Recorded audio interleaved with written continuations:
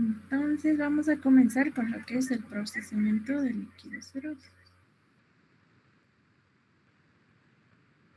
Primeramente vamos a hablar de lo que son los líquidos biológicos.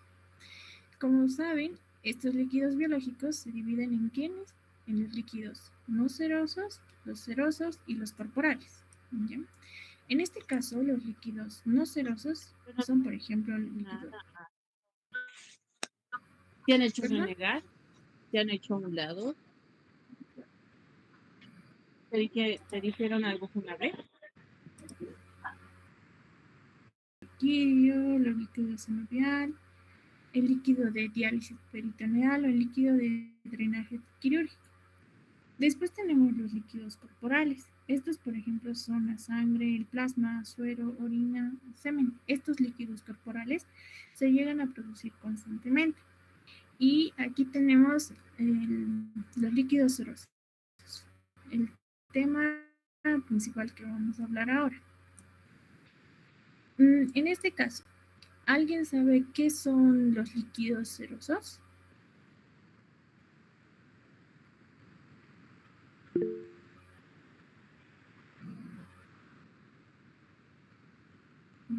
Ya saben, su camarita la van a prender y pueden hablar.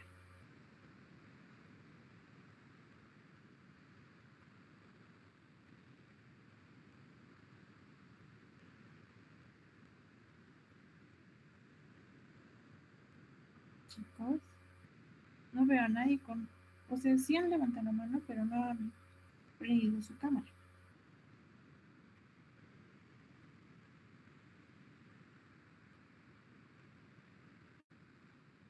A ver, Linda, Belén. Porque ya saben, en el comunicado indica que tienen que estar con cámaras. O Katy, ya prendió su cámara. Oxy. Katy. Oxy me ha llamado. Bueno. Oxy. Ay. Ya, las ya, bueno. Ya, las dos. ¿Sí? ¿Puedo hablar, Oxy? Sí. Sí, después. Ya. Los líquidos serosos son aquellos líquidos que se encuentran entre las cavidades serosas, como puede ser, como vemos en la diapositiva 9, líquido pleural, líquido pericárdico y el peritoneal. O sea, son los líquidos que se encuentran entre las membranas serosas. Y estos tienen la función de lubricar, reducir la fricción y permitir el movimiento constante.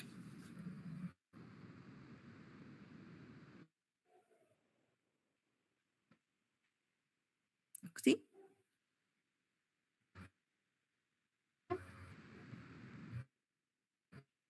¿Sí?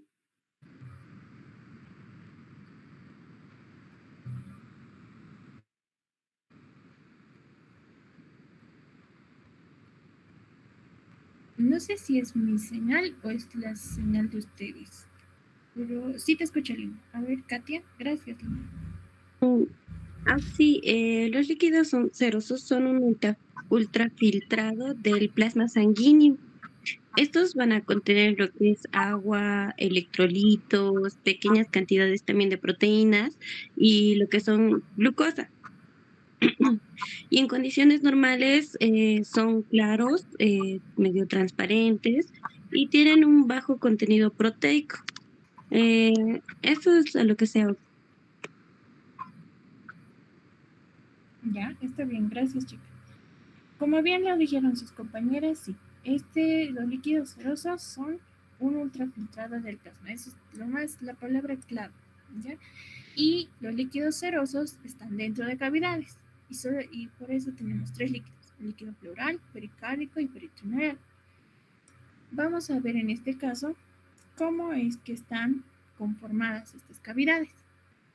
Estas cavidades están formadas por una capa visceral y una parietal.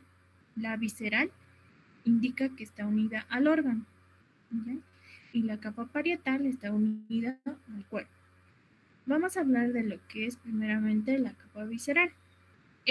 Al estar unida al órgano, es un tejido el cual es avascular, es decir, no contiene vasos sanguíneos y por esa razón es dependiente del órgano al que está adherida. Por ese medio es que recibe sus nutrientes. Además, que contiene lo que son las células mesoteliales, que están en forma de una monocapa y a ellas se los denomina un mesotelio. Después viene lo que es la capa parietal. Indica que está unida al cuerpo y esta tiene la característica de poseer varios vasos sanguíneos. También tiene vasos linfáticos y terminaciones nerviosas somáticas. Estas terminaciones nerviosas hacen que sean más susceptibles, por ejemplo, a la temperatura o al dolor. Y también tienen lo que es la monocapa de células mesoteliales, que es el mesotelio. Ahora, estas células mesoteliales, al igual que ya hemos visto en nosotras, en todo tipo de células al estar unidas unas con otras, están relacionadas mediante ¿qué? Uniones celulares. ¿Ya? Ahora necesito una persona que me diga 3 ejemplos de uniones celulares. Ya saben, con cámara, ¿no?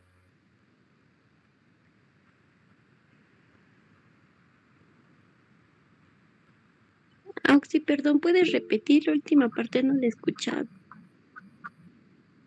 Ya, me van a decir siempre cuando no se me escucha bien, ¿ya? ¿Desde dónde no me escuchaste, Katy? Desde células o algo así, dijo. Ya. Como tal, la capa visceral y la capa parietal están formadas lo que son por células mesoteliales, es decir, por el mesotelio. Indicaba que estas células se llegan a relacionar mediante ¿qué? Mediante uniones celulares.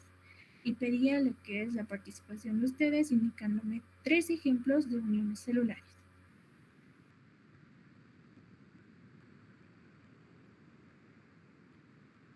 Dime, ¿quién está aquí con cámara?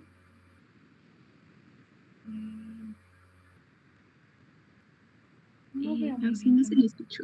Háblanos, sígueme. Bueno, como tal tenemos, por ejemplo, las uniones de los desmosomas, los semidesmosomas, también uniones estrechas o adherentes. Súper. Eres Vania, ¿verdad? Sí, Oxy. Listo, gracias, Vania. Como bien lo dijo Vania, aquí igual vamos a aplicar lo que son las uniones celulares. No deben olvidarse. Ahora, entre estas dos capas, tanto la visceral y la parietal, encontramos lo que es el espacio seroso, es decir, donde está el líquido seroso. Le dicen espacio seroso, espacio virtual o eso es lo que no, espacio virtual también van a escuchar decir. ¿Ya? Es donde está ya el líquido seroso. Vamos a pasar a la siguiente parte, que es cómo es que se forman estos líquidos. ¿Alguien sabe cómo se forman estos líquidos?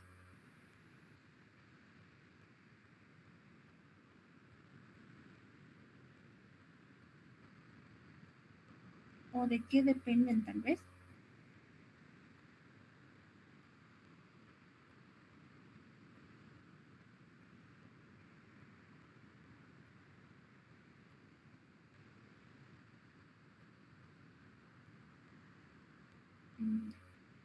Entonces vamos a hablar de ellos. Primeramente se habla de lo que es la reabsorción linfática. Este es donde el exceso de líquido intersticial es drenado por los vasos linfáticos. Estos vasos linfáticos que los encontramos, ¿hacia dónde? Hacia la circulación venosa. Una vez realizado ese proceso, se da a conocer lo que es el gradiente de presión. En aquí se aplica mucho lo que ya indicaron y repasaron, que son las fuerzas de Starling. Estas fuerzas de Starling, en este caso, son las diferencias de presiones que existen entre el espacio seroso y los vasos linfáticos que llegamos a tener. Más que todo vamos a hablar de lo que es cómo funciona este mecanismo o las fuerzas de Starling. En este caso funcionan 4 fuerzas. ¿Okay? La presión hidrostática. Hay 2 fuerzas en general, la hidrostática y la oncótica. Pero esto depende si es de la parte capilar o de la parte intersticial. ¿Okay? Si hablamos de la parte capilar, vamos a tener igual, una hidrostática oncótica. Capilar empuja el líquido hacia afuera, es decir, hace que ingrese hacia el capilar. Tiene líquido dentro de dentro del capilar. Ahora, en la parte del intersticio o la cavidad serosa, también hay dos presiones, la hidrostática, la oncótica, pero ya son de la parte intersticial. Si hablamos de la presión hidrostática intersticial, si es negativa, favorece lo que es la filtración. En el caso de ser positiva, favorece el mecanismo de reabsorción. Y si hablamos de la presión oncótica intersticial, atrae el líquido hacia el intersticio o en este caso hacia la cavidad. ¿Ya? Estas fuerzas de Starling tienen un equilibrio, ya es un equilibrio dinámico, donde el proceso de filtración y reabsorción, sí se va a dar lo que es la formación del líquido. Y este líquido que se llega a tener en la cavidad serosa cumple la función de ¿qué? De lubricar y proteger al órgano. ¿Ya? Pero en el caso de que exista un desequilibrio, ¿qué va a producir? Va a producir un derrame. El derrame en este caso es la acumulación excesiva de líquido ya sea pleural, pericárdico, o peritoneal o ascítico, también llamado, dentro de lo que es una cavidad virtual o el espacio seroso o la cavidad serosa. ¿Ya?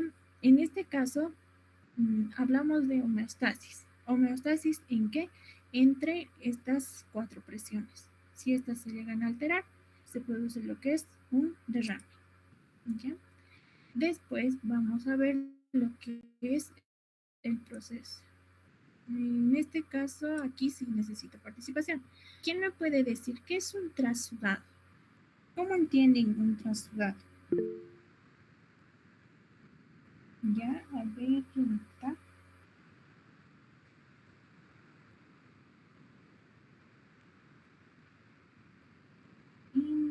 María René, pero con cámara, ya, por favor, chicos. Si no, no va a contar. ¿No se ve? Mm, Un sí, trasudado ahora sí, es la alteración de presiones, alteración de la presión hidrostática y oncótica. ya. A ver, Eh, esta otra persona. Está bien, María. Después tenemos a Naira, que está prendida igual acá. Dime, Naira, ¿qué es un exudado? Bueno, en el caso del exudado es más referido a una alteración en la permeabilidad. Esto puede ser por un proceso inflamatorio en el que pues al alterarse justamente la permeabilidad hay una subida en las proteínas, etc. Ya, súper, gracias. Como bien lo dijeron sus compañeras, vamos a complementar esos conceptos que indicaron, ¿ya? Con este pequeño esquema. Si bien un trasudado, tanto exudado como trasudado ya es donde se ha originado un derrame, ¿ya? El trasudado, por ejemplo, se caracteriza porque tiene un origen, por ejemplo, sistemático. No es propio del órgano, no es propio, por ejemplo, de la parte de la pleura. ¿Ya? Es un daño, un derrame que se ha originado de la parte sistemática, tal vez puede ser, no sé. O sea, el órgano no es el origen, es de sistemático, es lo que lo caracteriza, ¿ya? Además que es el desequilibrio de las presiones, como lo indicaba, la presión, o bien la presión hidrostática aumenta, o la presión oncótica disminuye. ¿Y eso que causa? Ya un desequilibrio. Pero en aquí, como ven en el esquema, la membrana, en este caso la monocapa de células mesoteliales, se mantiene íntegra. No hay una alteración de la permeabilidad. Y además que los componentes dentro del capilar no se llegan a infiltrar dentro de dentro de estas células. ¿Ya? Después también Al estar, en este caso, intacta este mesotelio, hace que, por ejemplo, la concentración de proteínas se encuentre de manera normal, tanto el lactato, el LDH o la glucosa. No se confíen mucho por la glucosa porque esta glucosa puede llegar a variar. ¿Qué tal si existen microorganismos dentro de este? Entonces, ellos también llegan a consumir lo que es la glucosa. No se confían tanto por los parámetros de la glucosa. ¿Ya? Más en las características, fíjense lo que es la integridad de las células, lo que es en el traslado, lo que le caracteriza lo que es el desequilibrio de las presiones. ¿Ya? Ahora, respecto al exudado, como bien lo decía Naira también, en aquí ya se tiene lo que es un aumento de la permeabilidad. Si bien comparamos estas células mesoteliales, tanto el trasudado como exudado, en el exudado, estas ya no tienen, por ejemplo, lo que son las uniones celulares que se llegaban a tener en un mesotelio normal. Además que llega a ser rico en proteínas. ¿Por qué? Porque al romper lo que es la permeabilidad de esta membrana, las proteínas ingresan. No solo las proteínas, sino también los componentes inflamatorios, como por ejemplo los leucocitos, los neutrófilos. Y además que también están presentes algunos microorganismos y es de origen infeccioso, por ejemplo. También puede ser un proceso inflamatorio o neoplásico. Y es por esa razón que tanto la glucosa, el lactato deshidrogenasa y los leucocitos se llegan a observar lo que es en el exudado, además de las proteínas.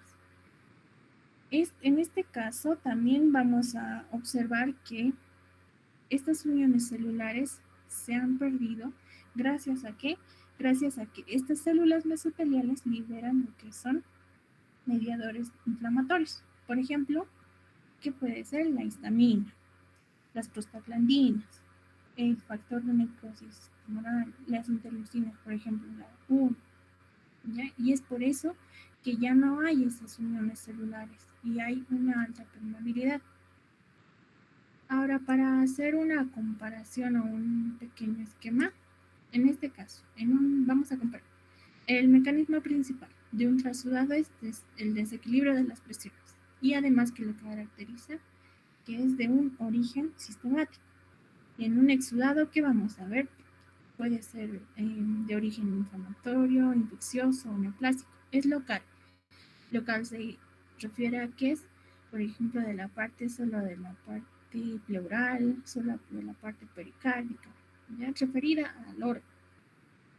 Respecto a la membrana serosa, en el trasudado, como ya hemos visto, está intacta, pero en el exudado ya está, no le vamos a decir lesionada, sino que ya hay una alta permeabilidad y hay pérdida de uniones celulares. Respecto al contenido proteico, en un trasudado, la cantidad de proteínas está normal o baja, porque no hay una alteración. Y en el exudado sí. En este caso las proteínas son abundantes. Y las células. Las células en aquí van a ver que en las plaquitas vamos a llegar en los trasudados a observar sí algunas células mesoteliales. Estas son normales, pero cuando ya veamos varias células mesoteliales unidas entre ellas y además también un proceso inflamatorio, que es decir, los leucocitos, también los histocitos, ahí ya es una sospecha, un indicio de que sí es un exudado. ¿Ya? ¿Se ha comprendido la parte de trasudado y exudado, chicos? ¿Tienen alguna pregunta?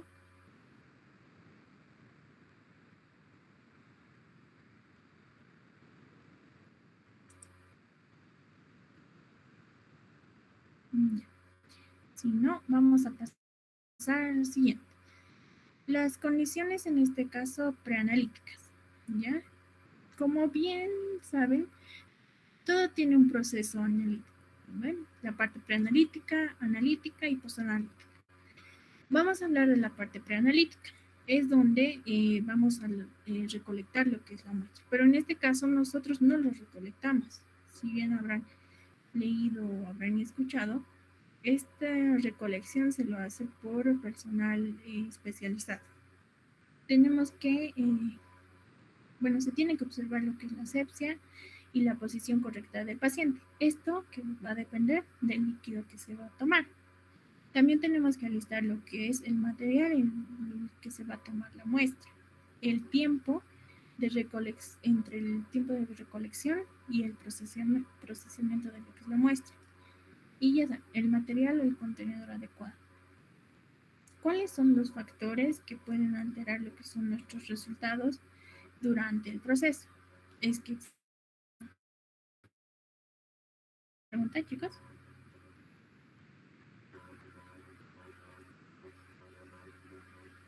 Auxi, ¿qué dijo? No sé si me están escuchando. Le dije si tenían alguna pregunta, creo que escuché algo. ¿O se escucha bien? Así se le corta por momentos. Y no sé si solo soy yo, pero sí. Sí, a ratitos. Desde Se escucha esta recortado, etapa, sí. ya, a ver. Entonces, entraré desde otro dispositivo. Si me escuchan un poco entrecortado. Analíticas. ¿Ya?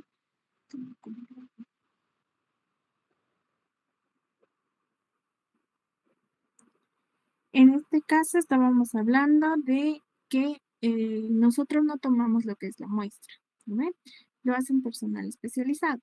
Y tenemos que observar que la posición, por ejemplo, del paciente dependiendo de qué tipo de líquido seroso se va a tomar. Después debemos alistar lo que es el material. El material ya sea adecuado para qué examen se va a realizar.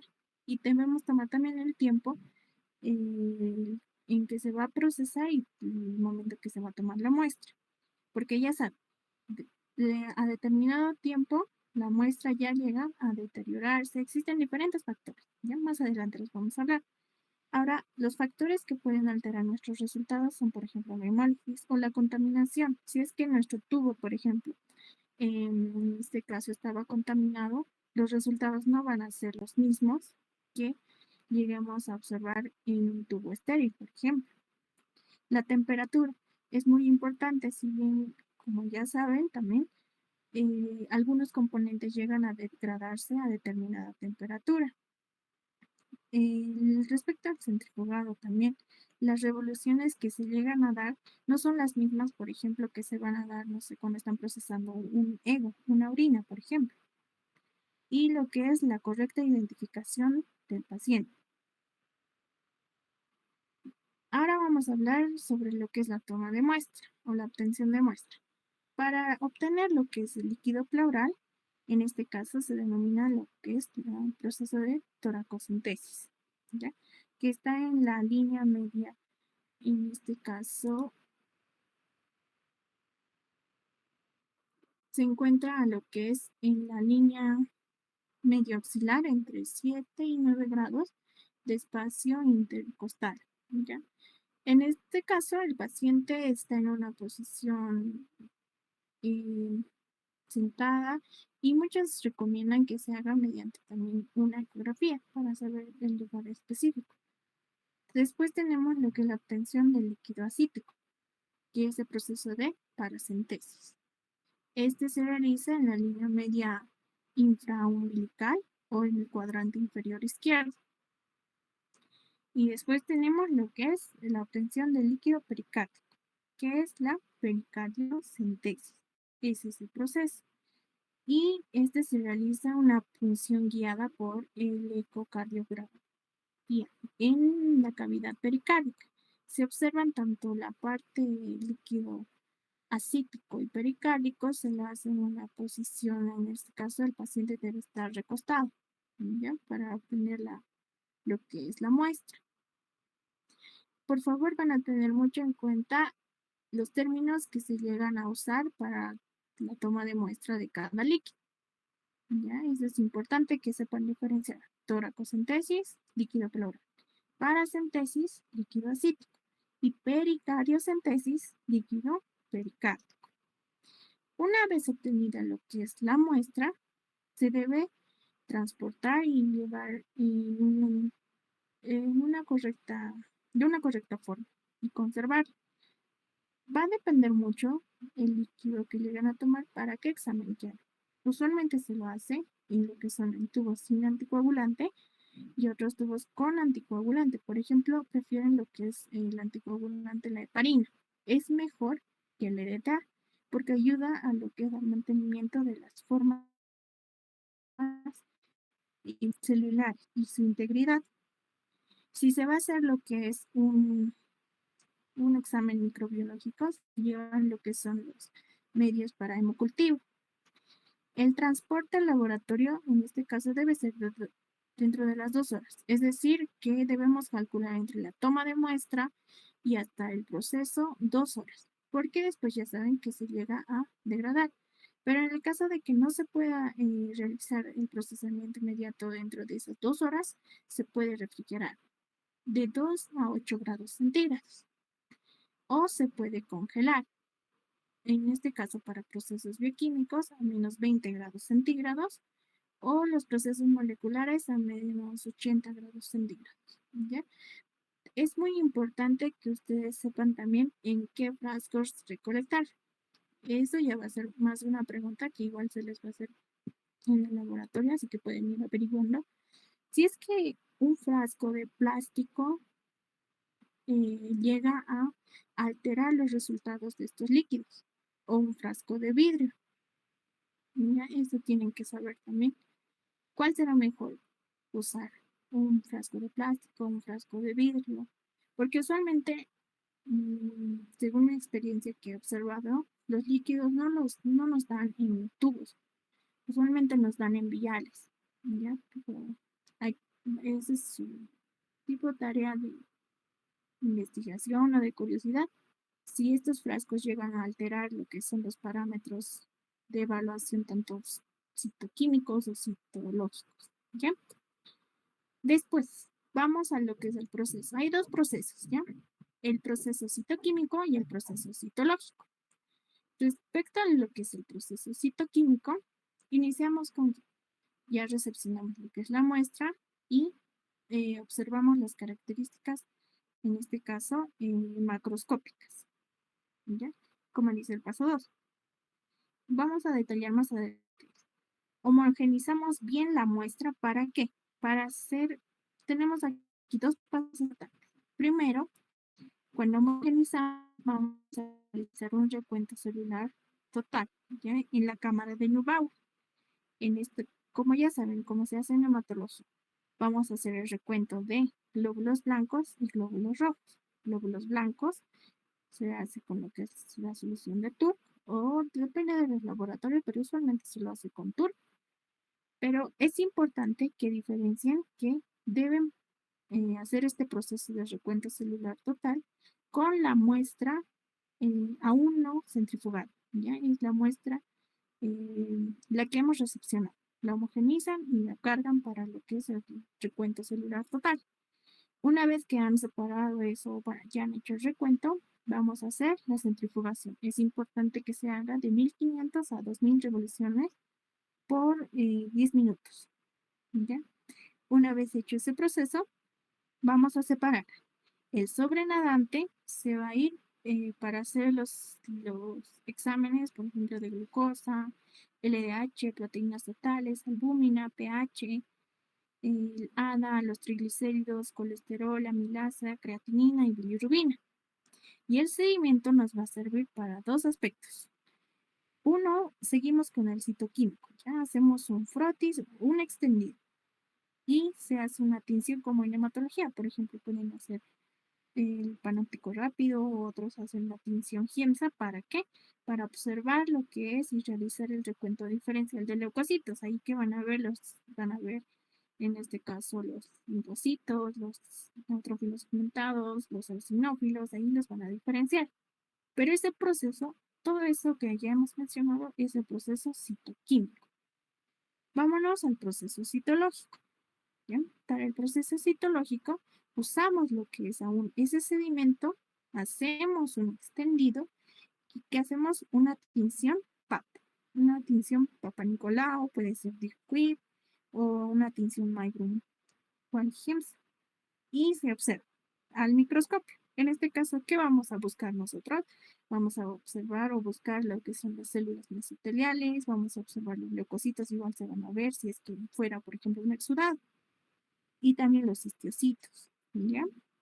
Pero todo ese esquema, no se preocupen, lo vamos a detallar por partes. Este solo es un esquema general de cómo es el proceso citoquímico y citológico. Vámonos con el proceso, en este caso, citoquímico. Nos llega lo que es el líquido pleural y vamos a analizar lo que son las características macroscópicas. ¿Cuáles son esas? Por ejemplo, el volumen. El volumen indica que debe ser mayor o igual a 10 ml. En caso de ser menor, no deben rechazarlo, sino indicar o en el informe que, como comentario, que era un volumen menor o el volumen que han llegado a venir, por ejemplo, no sé, 8 ml, 5 ml, con el que se ha trabajado. El color. Es importante que sepan reconocer lo que es el color. Por ejemplo, en el líquido pleural vamos a tener un color claro que puede dar un indicio de ultrasudado, uno color amarillo, puede ser, por ejemplo, por congestión pasiva de un exudado serofibrinoso, ¿ya? O un color turbio tal vez que lo lleguen a observar. Eso ya les dice, por ejemplo, un indicio de que hay células, hasta pueden ver, existir microorganismos, pero solo son indicios, por si acaso. Los vamos a confirmar o correlacionar con cuando ya estemos observando la parte citológica también. Un color o apariencia purulenta, lechosa, hemorrágica o verdosa. Después vamos a ver lo que es la coagulabilidad. En este caso, la presencia de coágulo. Si existe o no existe coágulo. Y la parte del sedimento. Si es que se obtiene lo que es un sedimento abundante o restos de sedimento, ya nos da igual un índice de que puede haber células, agrupaciones de células o acúmulos de material proteico o tal vez también microorganismos. Y la ausencia de sedimento igual nos da un indicio, un pequeño indicio de que puede ser también un trasudado. Y el olor también han indicado en referencias que se llega a tener como parámetro. Si presenta olor o no. Si no presenta es inolor. Si presenta ya es un olor fétido, por ejemplo. Y igual ya nos sugiere o nos da un indicio de que puede haber microorganismos, puede haber, no sé, estos pueden llegar a consumir un metabolito y generar diferentes, en este caso,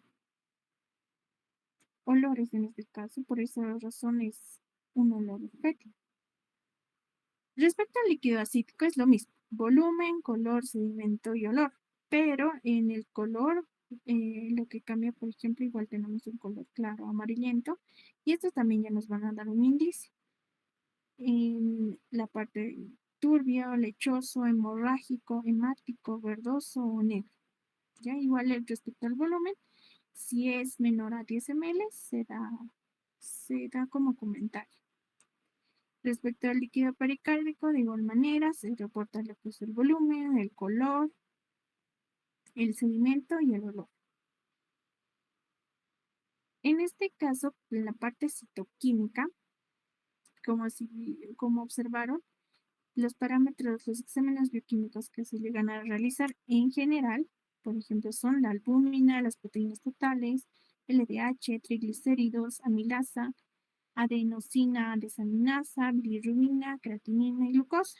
Pero hay criterios específicos para cada líquido también. Por ejemplo, para lo que es al líquido pleural, se toman los criterios de Light. Si bien ya conocen estos criterios, por ejemplo, se dan en 3 aspectos. La relación de las proteínas. Respecto a lo que es al líquido pleural y al suero, que debe ser mayor a 0,5. Y el segundo criterio, que es la relación del LDH, que es la relación del líquido pleural en relación al suero, que debe ser mayor a 0,6.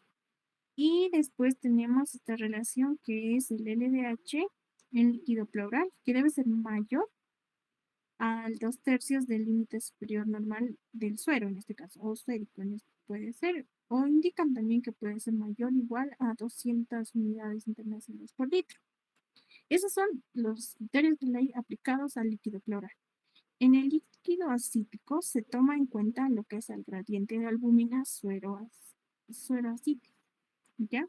O también conocido como el GASA-ALGA. ¿Qué es esto? Es una relación entre lo que es la albúmina sérica y la albúmina en el líquido acítico. Es una resta en este caso, que se obtiene la albúmina sérica menos la albúmina en el líquido acítico.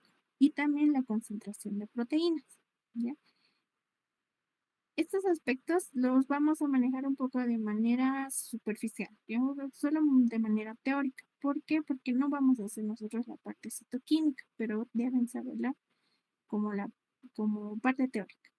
En el derrame, en el líquido pericárdico, en este caso, se toman igual los criterios de Light, pero adaptados a lo que es el líquido pericárdico.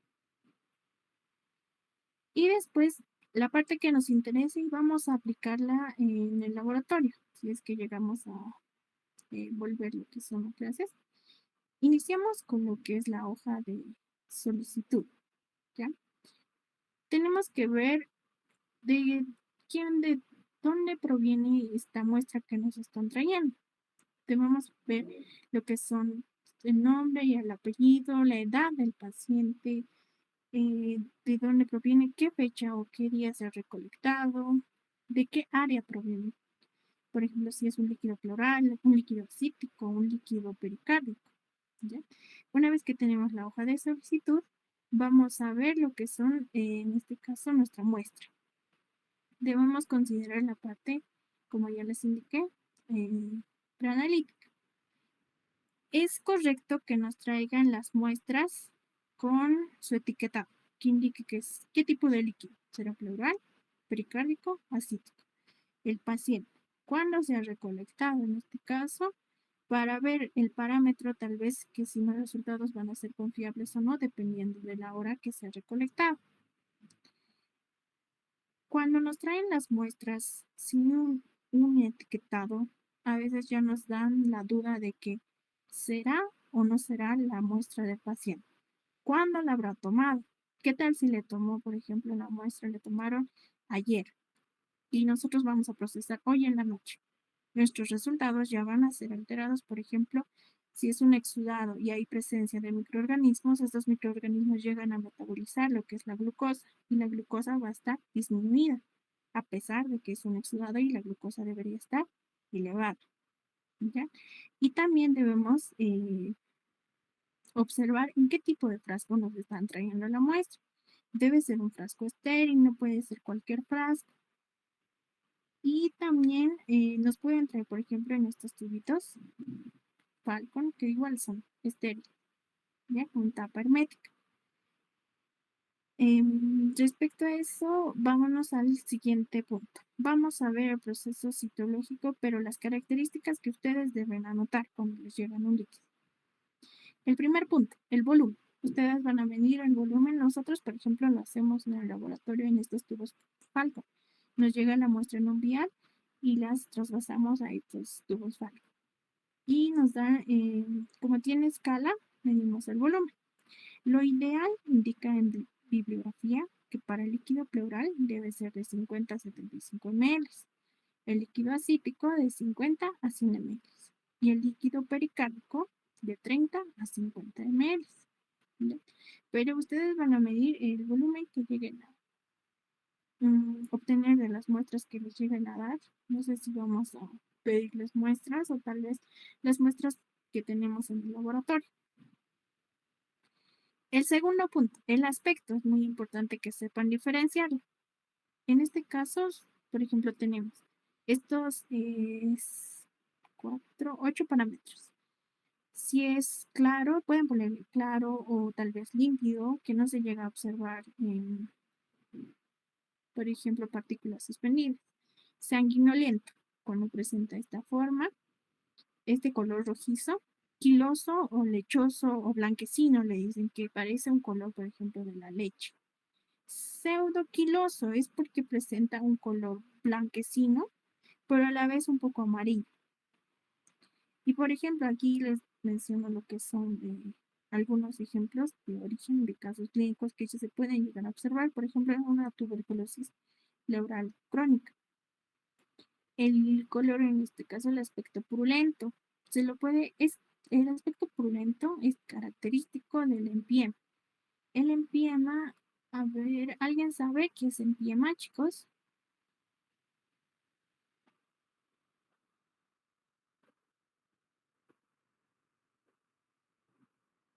O solo yo estoy hablando como loca en la clase.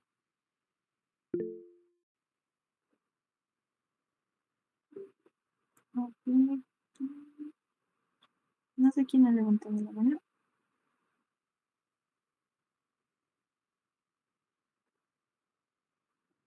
Ya, Naira, dime qué es empiema.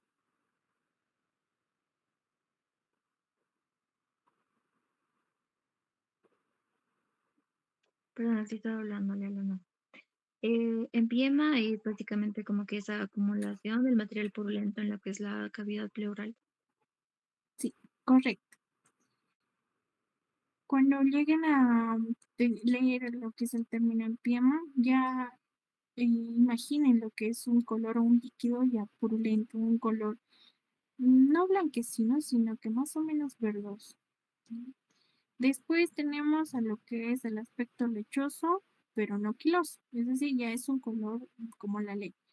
Y un ejemplo es la carcinomatosis pleural.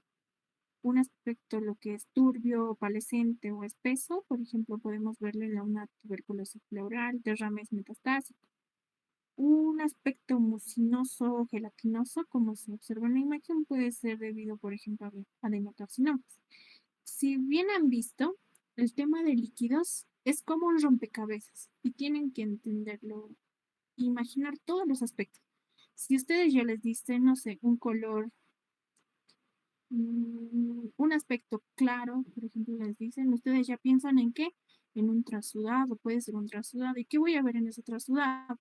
Allá, puede que las proteínas estén disminuidas o estén en un rango normal. ¿Y qué voy a ver en la parte citológica? Tienen que armar todo ese rompecabezas y ya ir diciendo cuál es el origen clínico que también puede llegar a tener. ¿Ya? Después vamos a tomar en cuenta lo que es la turbidez, el grado de turbidez. Si no es turbio, se lo indica como que es transparente o hialino.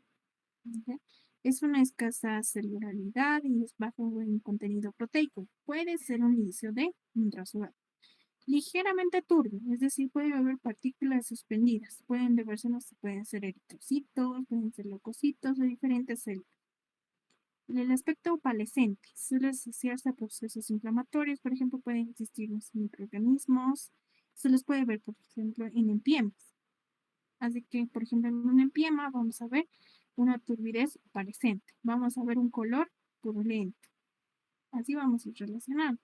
Después tenemos la turbidez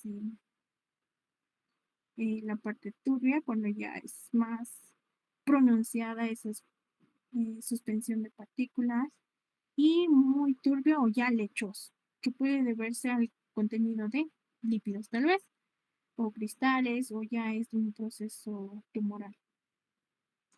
El color. El color también, como ya les dije, mucho.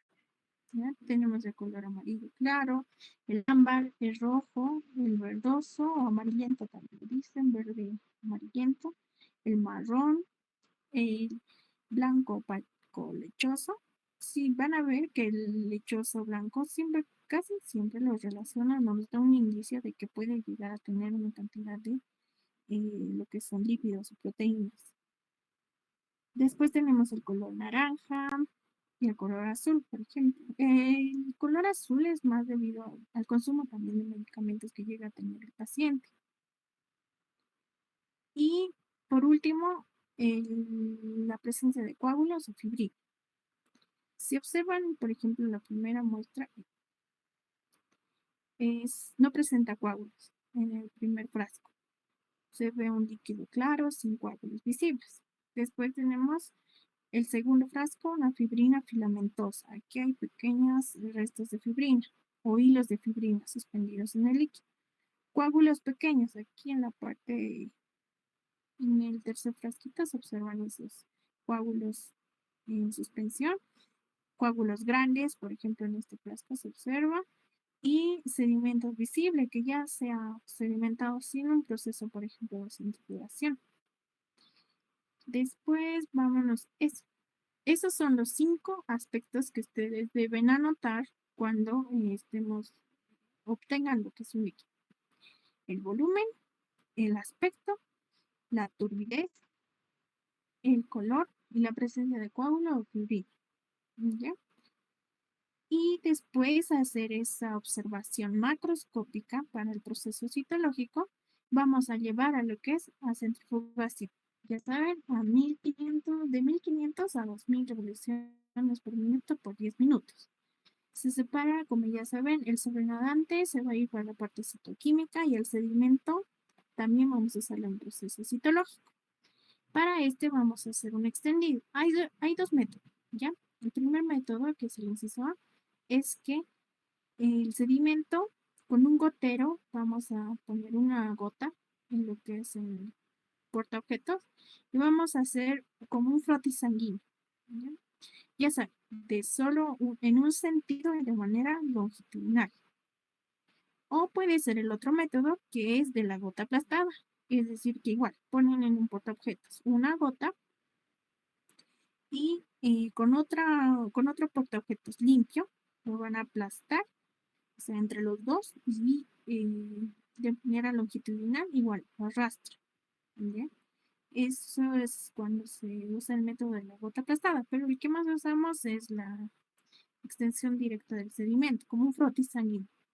Otros también llegan a usar lo que es la espátula, que hemos visto en la parte, no, creo que no hemos visto con ustedes, que hemos usado lo que es el palito, pero esa espátula blanca que les ha mostrado el doctor, no sé si les ha mostrado, la espatulita que igual les he mostrado en el laboratorio, con esa igual se extiende de manera longitudinal. Lo importante es obtener un buen frotis. ¿Qué consideraciones debemos tener para el extendido? Uno es distribuir, en este caso, no las células, sino que la muestra en un solo sentido. Y así vamos a poder observar a las células en una sola capa. La ausencia de pliegues o burbujas en este caso. Si es que nuestro portaobjetos estaba sucio, sí se van a formar esas burbujas o áreas secas como espacios. Debemos usar portaobjetos limpios, sin grasa, para evitar también esas burbujas. Evitar la presión excesiva, ¿por qué? Porque si no vamos a alisar a la célula. Y realizar un extendido en el extremo opuesto de rotulación. Si es que llegamos a rotularlo, ya saben, nosotros usamos el lápiz diamante, lo rotulamos con el correcto código y después tenemos que observar lo que es un aspecto importante. Una vez hecho ese proceso de extendido y considerando todos los aspectos, tenemos que fijar inmediatamente de 30, ya saben, de 20 a 30 centímetros de distancia. Una vez lo que es fijado, al realizar el fijado vamos a teñir. ¿Con qué? Con la tinción PA. Y algo importante que con algunos grupos ya hemos hecho y con otros no, es el proceso de montaje. Este montaje, si habrán visto, no se usan lo que son los cubreobjetos, estos pequeños que llegamos a tener que usar, por ejemplo, en COPE o en EGO. Se usan cubreobjetos más grandes, de 24 por 50 milímetros. ¿Ya? Y como han visto, ¿no ven? Las plaquitas de SIC que están montadas son los cubres un poco más grandes. Se coloca lo que es el reactivo de montaje, una gota, y sin presionar vamos a colocar lo que es el cubreobjetos. Es importante que no generen burbujas, porque ustedes mismos habrán visto en las plaquitas de SIC, cuando generamos esas burbujas, no se pueden llegar a ver bien las células. ¿Ya? Y no tenemos que evitar la formación de burbujas. ¿Cuáles son los criterios para un montaje ideal? Es decir, ¿cómo es que sé que mi montaje está bien? Es que el cubreobjetos esté bien centrado, No puede estar el cubreobjetos montado en la parte, por ejemplo, donde hemos rotulado, ¿verdad? Porque ahí no vamos a poder observar. Después, se debe observar de una manera uniforme y clara. Además, que debemos tener en cuenta que no debe existir burbujas. Y si observamos la integridad celular, entonces está realizado de manera adecuada nuestro proceso de montaje. ¿Ok? Ahora, en la parte microscópica, ¿qué es lo que vamos a ver? Vamos a ver a las células mesoteliales. Aquí les presento estas células que presentan lo que son un núcleo finamente granular, uniforme y bien distribuido. Esta es una célula mesotelial normal, por si acaso. Ya vamos a ver primero la parte normal. Después tenemos lo que es la parte del citoplasma, es homogéneo y basófilo. Una cromatina finamente granular uniforme y bien distribuida. Además que el borde citoplasmático presenta velocidades. Estas velocidades que observan llegan a formar ventanas mesoteliales, que son la unión entre células mesoteliales. Por ejemplo, aquí observamos una célula mesotelial, la del centro. Y aquí vemos esas ventanas mesoteliales que les llego a mencionar, que se forman a través de esas vellosidades que tienen estas células mesoteliales. Después tenemos a lo que es la presencia de los histocitos o los macrófagos. ¿Ya? Como bien ya lo hemos descrito en algunos laboratorios, es que lo característico es que presentan microvacuolas, es decir, tienen un citoplasma más o menos como burbujeado, que presenta como burbujas. Su citoplasma es abundante y altamente variable, es porque presentan un citoplasma, en este caso, grande respecto al núcleo. Es una relación núcleo-citoplasma alta. Tenemos un núcleo ovalado, puede ser una forma de arriñonada o hendida, una cromatina laxa y finamente granular, nucleolos pequeños o ausentes. Si observan aquí, tengo la imagen de macrófagos o histocitos, que si bien se observa su morfología, son de un tamaño mayor que los leucocitos. Por ejemplo, aquí al lado de este histocito tenemos los leucocitos. Tienen un tamaño más grande, su citoplasma es microvacuolado, como espuma, si lo ven. Y su núcleo no está siempre al centro, está a un lado, en este caso puede ser hendido o arriñonado como un monocito. Y lo que ya vamos a observar también son los glóbulos rojos y leucocitos. Estos se observan como en hemato, ¿ya? Los glóbulos rojos presentan esa morfología y ya más adelante vamos a distinguir si es un proceso hemorrágico o sanguinolento. Respecto a los leucocitos, podemos ver, por ejemplo, los eosinófilos, los linfocitos y los neutrófilos segmentados. Ya, esa es de la parte microscópica. Eso es lo que se llega a detallar y ese es el proceso citoquímico y citológico que se va a llegar a observar en estos líquidos serosos, pero el que vamos a aplicar en el laboratorio es el proceso citológico, el cual nos compete a nosotros en la materia. No sé si tienen alguna duda, chicos. Se ha comprendido más que todo el proceso que se llega a realizar de estos líquidos. ¿Tienen alguna pregunta? Sí, yo puedo preguntar algo que una vez ha mencionado el doctor. Sí, sí, bien. Lo que no me he llegado a entender bien es sobre lo que he hablado de un pseudoexudado. Sí. Ya.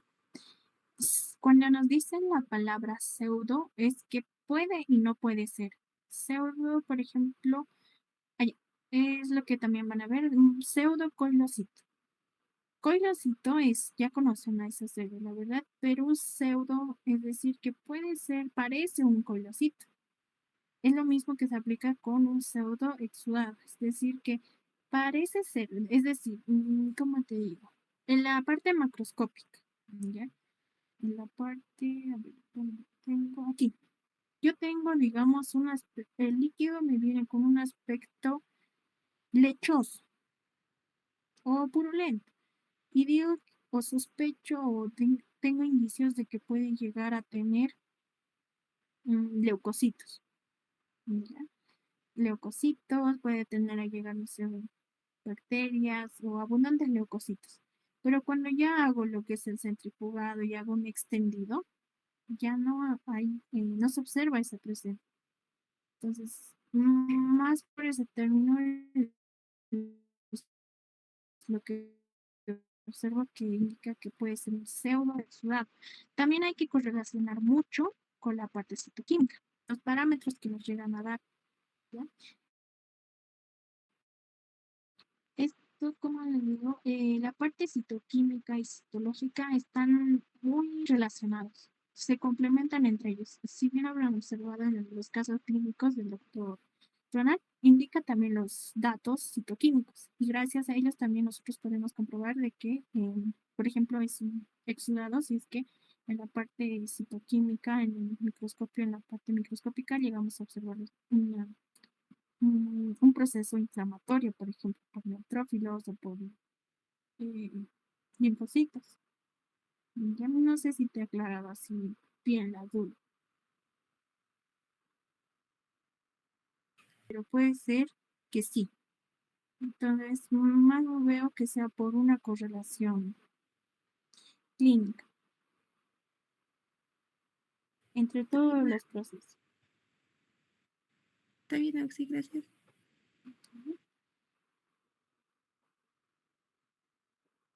¿Algo más, chicos?